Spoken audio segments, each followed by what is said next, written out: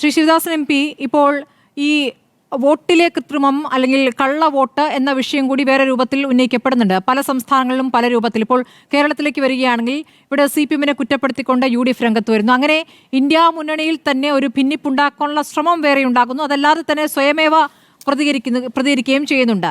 അപ്പോൾ നിങ്ങളുടെ ഐക്യം, ഇപ്പോൾ നിങ്ങൾ ദേശീയ തലത്തിൽ രൂപപ്പെട്ടിരിക്കുന്ന ഐക്യം, അത് ദുർബലമാകുമോ എന്നൊരു ചോദ്യം കൂടിയുണ്ട്.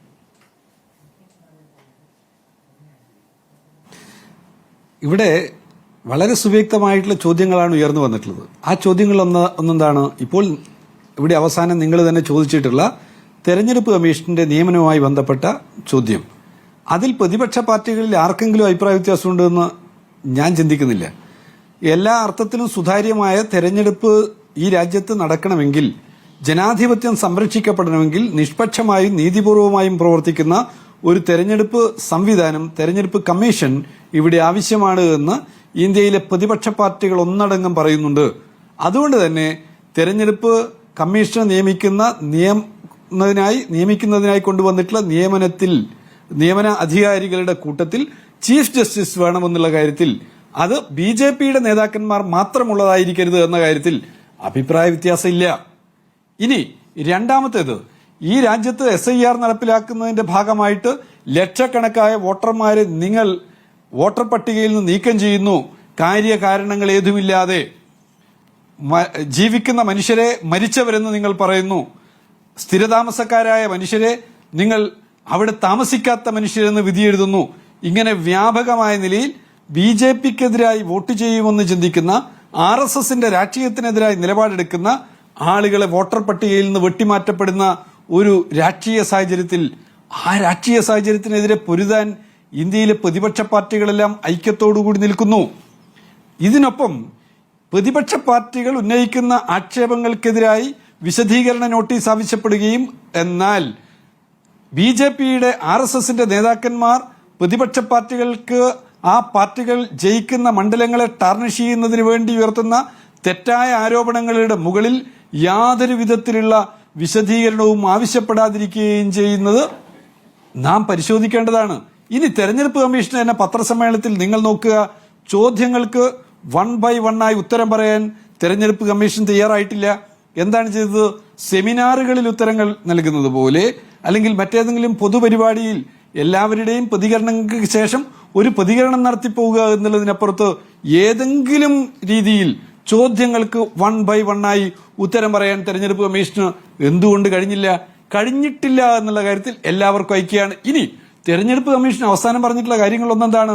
അമ്മമാരുടെ, പെങ്ങന്മാരുടെ ഫോട്ടോ എങ്ങനെയാണ്, അവരുടെ ചിത്രങ്ങൾ എങ്ങനെയാണ് നമ്മൾ നൽകുക? അത് നൽകാൻ പാടുണ്ടോ? തെരഞ്ഞെടുപ്പിനകത്ത് വോട്ട് ചെയ്യുന്നവരുടെ ചിത്രം അങ്ങനെ പ്രദർശിപ്പിക്കാൻ പറ്റുമോ എന്നാണ് ചോദിച്ചത്. തിരഞ്ഞെടുപ്പിൽ വോട്ട് ചെയ്യുന്നു എന്ന, അല്ലെങ്കിൽ വോട്ട് ചെയ്യുന്നവരുടെ ചിത്രം അശ്ലീല ചിത്രമല്ല. അത് ജനങ്ങൾ കണ്ടു കഴിഞ്ഞാൽ തെറ്റായി മാറുന്ന ഒരു ചിത്രമല്ല. അത് പരിശോധിക്കപ്പെടേണ്ടുന്ന സംവിധാനങ്ങളുണ്ടെങ്കിൽ പരിശോധിക്കേണ്ട നിലയിൽ പരിശോധിക്കുക തന്നെ വേണം. ഇരട്ട വോട്ടുകൾ, കള്ളവോട്ടുകൾ ജനാധിപത്യത്തിന് ഭൂഷണമല്ല. അതുകൊണ്ട് തെരഞ്ഞെടുപ്പ് പ്രക്രിയയെ ശാക്തീകരിക്കുന്നതിന് വേണ്ടിയല്ല ഇപ്പോൾ തെരഞ്ഞെടുപ്പ് കമ്മീഷൻ ഇടപെട്ടുകൊണ്ടിരിക്കുന്നത് എന്നുള്ളതാണ് പൊതുവിൽ ജനങ്ങൾക്കാകെ ഇപ്പോഴുള്ള നല്ല ബോധ്യം. അതിനൊപ്പം കൂട്ടിച്ചേർക്കുന്നത് BJP-യുടെ ധാർഷ്ട്യമാണ്. നിങ്ങൾ ഓരോ BJP നേതാവിന്റെയും പ്രതികരണം നോക്കൂ. ഈ ചർച്ചയിൽ തന്നെ എന്തുകൊണ്ടാണ് തെരഞ്ഞെടുപ്പ് കമ്മീഷന്റെ നിയമനത്തിൽ വരുത്തിയിട്ടുള്ള മാറ്റത്തെക്കുറിച്ച് BJP നേതാക്കന്മാർക്ക് അവരുടെ ഓഫീസിലിരുന്ന് തെരഞ്ഞെടുപ്പ് കമ്മീഷനെ നിയമിക്കാൻ പറ്റുന്ന ഒരു സാഹചര്യം ഉണ്ടാക്കിയിട്ടുള്ളത് എന്നുള്ള ചോദ്യം വരുമ്പോൾ അതിനെക്കുറിച്ച് ഒരു പ്രതികരണം ഇല്ലാത്തത്? ആ നിയമം കൊണ്ടുവന്നിട്ടുള്ളത് നരേന്ദ്രമോദിയുടെ സർക്കാരിന്റെ നേതൃത്വത്തിലാണ്, അതിനു മുമ്പുള്ളവരല്ല. നരേന്ദ്രമോദിയുടെ സർക്കാരാണ്.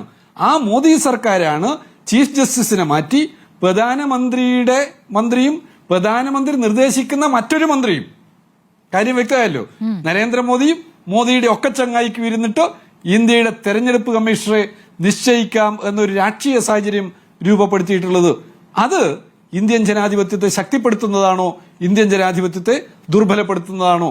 ഇന്ത്യൻ ജനാധിപത്യം എന്നുള്ളത് RSS-ന്റെയും BJP-യുടെയും വളർച്ചക്ക്, അവരുടെ പ്രവർത്തനത്തിന് ഒരു തടസ്സമായി നിൽക്കും എന്ന് കണ്ടുകൊണ്ടാണ് ജനാധിപത്യത്തെ തന്നെ ശിരച്ഛേദം ചെയ്യുന്നതിന് വേണ്ടിയുള്ള നീക്കവുമായിട്ട് അവർ പ്രവർത്തിച്ചുകൊണ്ടിരിക്കുന്നത്. ബീഹാറിൽ വെട്ടിമാറ്റിയിട്ടുള്ള വോട്ടർമാരുടെ നമ്പർ എന്നുള്ളത് അവിടെയുള്ള ആകെ ജനസംഖ്യയുടെ എത്ര ശതമാനം വരുമെന്ന് നിങ്ങളൊന്ന് ആലോചിച്ച് നോക്കുക. ബീഹാറിലെ ആകെ കോടി ജനസംഖ്യയുടെ വോട്ടർമാരിൽ 2.4 കോടി ആളുകളുടെ വോട്ടർമാരെങ്കിലും പേരാണ്. പുറത്താകും എന്നുള്ളതാണ് ഇപ്പോൾ അറിയാനാകുന്ന കണക്ക്.